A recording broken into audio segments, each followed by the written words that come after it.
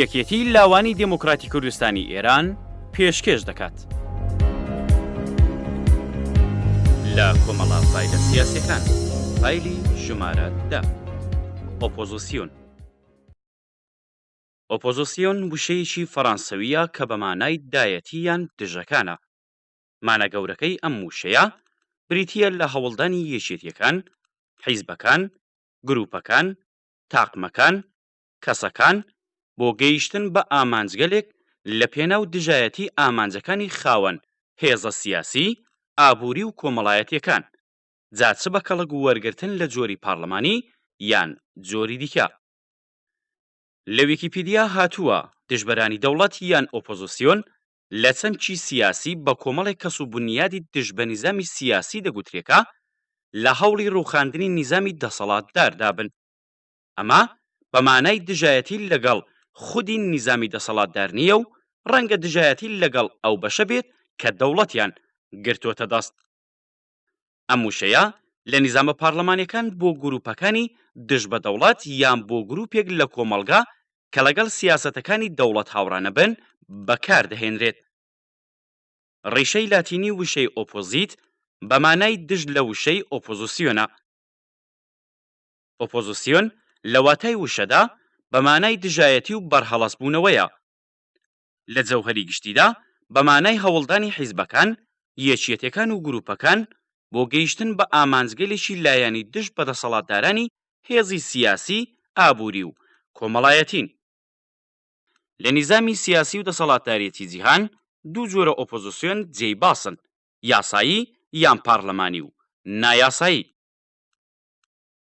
یاسایی و پارلەمانی هەندێک لە نیزامەکان کە خاوەنی حکوومەت پارلەمانین بەهۆی یاسای بنەڕەتی ئەو وڵاتە بوونی ئۆپۆزیسیۆن بە فەرمی ناسراوە و لە پارلەمان گروپێک پێکدەهێنن کە لە دەوڵەت یان حکوومەت لایەنگری ناکەن، بەڵام وەکو دەوڵەت خۆیان وەفادار بە یاسای بنەڕەتی ئەو وڵاتە دەزانن.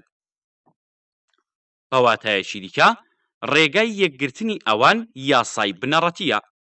ئەوان دەتوانن لە گفتوگۆکانی پارلەمانی یاسادانان بەپێی ئەو دۆخەی کە یاسای بنەڕەتی دیاری کردووە چاوەدێری ڕاستەوخۆیان لە کاری حکوومەت هەبێ و بیرۆڕای خەڵک ئاگادار بکەنەوە لە ڕاستیەکان و ڕووداوەکانی وڵات و جیهان.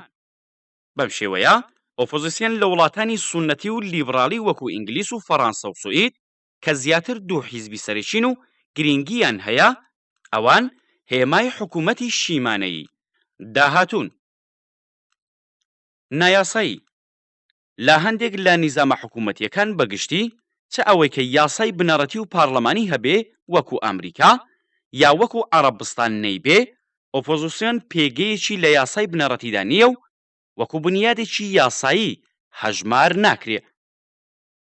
لە وڵاتانی جیهانی سێەمی و دواکەوتوو ئۆپۆزیسیۆن زیاتر بەو گروپە دژبەرانە دەگوترێکە لە هەوڵی ڕووخاندنی حکوومەت یان هێنانە خواری دەسەڵاتدارانی ڕژیم لە تەختی دەسەڵاتن.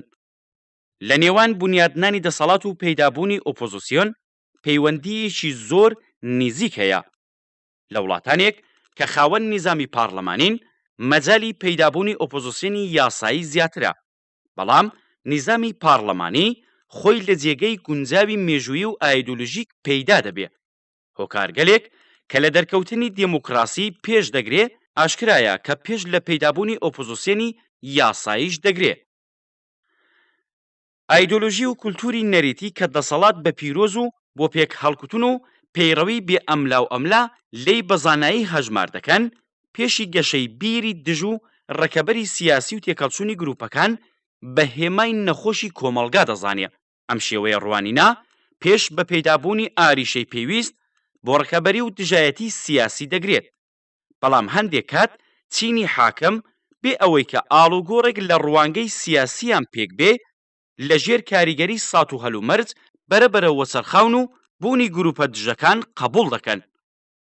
هەرچەندکە کۆمەڵناسان ڕێژەیەکی کەم لەو جۆرە ڕژیمانە شک دەبن، بەڵام لە مێژووی سیاسی جەهان ئەمە بووەکە حکوومەتەکان وەچەرخانیان کردووە و ڕوانینێکی نوێیان هەڵبژاردووە و ئەم وەچەرخان و ڕوانینە بۆتە هۆی نەرمکێشی لە بەرابەر دژبەرەکانیان.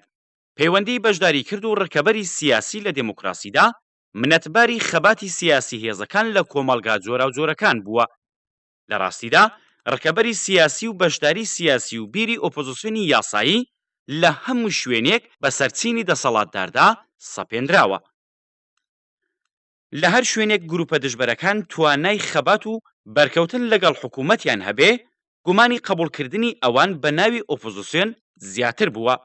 بەم شێوە خەباتی کۆمەڵایەتی بێشک هۆکارێکی گرنگە لە گۆڕینی ئایدۆلۆژی و ڕوانینی گروپە دەسەڵاتدارەکان.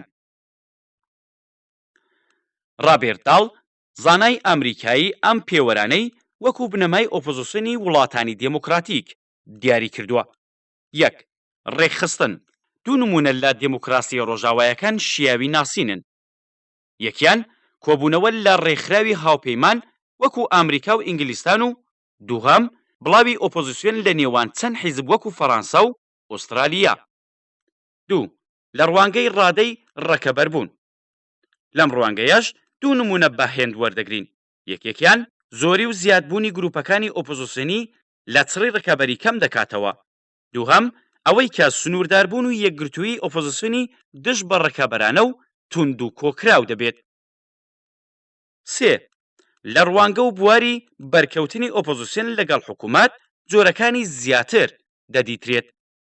نیزامە دموکراتیکەکان زیاتر ئیزن بە ئۆپۆزیسیۆن دەدەن کە لە ڕێگای کاریگەری لەسەر ڕای گشتی و بەکارهێنانی ڕاگەیاندنی گروپی و بەشداری لە ململانەی هەڵبژاردن سەرچاوەی پێویست بۆ بەرەو پێشچوونی ئامانجەکانیان ڕێک بخەن، بەڵام گرنگی و ڕێژەی کەڵک وەرگرتن لە هەر کام لەو بوارانە لە ڕەژیمە جۆرا و جۆرەکاندا جیاوازە. 4. لە ڕوانگەی ئامانج. بە سەرنجدان بەو دابەشکردنەی کردمان ئۆپۆزیسیۆنی یاسایی لە دموکراسی ئۆپۆزیسیۆنی ناو سیستەمدا یا دەسەڵات خوازن یان ڕێفۆرم خوازن. لە دموکراسی ڕۆژاوایی بە پێی پێکهاتەی دەسەڵاتداری نیزامەکان ئۆپۆزیسیۆن پێکهاتەیی یان شۆڕژگێرانە بەرەو نەمان چووە. حیزبە سوسیالیست و کۆمۆنیستەکان لە وڵاتانی ئوروپای ڕۆژاوایی بە سەرنجدان بە پەرەسەندنی هەڵی بەشداریکردنی ئاشتەوایانە لە ژینگەی سیاسی بەرەبەرە بوونە ئۆپۆزیسیۆنی ڕێفۆرم خواست. 5. لە ڕوانگەی کەرەستەیی و شێوە. شێوەکاری ئۆپۆزیسیۆن زیاتر پەیڕەوی ئامانجەکانیەتی. هەر لەم ڕووە شێوەکانی باوی چالاکیە سیاسیەکانی ئۆپۆزیسیۆن لە دموکراسیدا بریتیە لە خەباتی هەڵبژاردننی، یەکگرتووی حیزبی، هۆکار بۆ زەخت، چوونە ناوەوەل لە بنیاد و سازمانەکان لە نیزامێکی تەواو پارلەمانی ئۆپۆزیسیۆن ئەرکێک بەڕێوە دەبات کە لە تێئۆریە کلاسیکەکان وەک جیاکردنەوەی هێزی پارلەمان لە بەرچاو شیراوە، چونکە کاتێک کە نیزامی پارلەمانی پێکدێت بەردەوام بەرپرسی دەوڵەت و ڕێبەری زۆرینەی پارلەمان پێکەوە یەکن و یەکگرتوون و هەر ئەم یەکبوونە دەتوانێت کاریگەری دابنێت لەسەر پارلەمان و چاوەدێریکردنی لەسەر بەڕێوەبردننی یاسا و دانانی یاسا بە پێی یاسای بنەڕەتی تێک دەدات. لەم ڕووە ئۆپۆزیسیۆن وەکو کەرەستەیەکی کاریگەر بۆ چاوەدێریکردنی دەسەڵاتی بەڕێوەبردن هەژمار دەکرێت.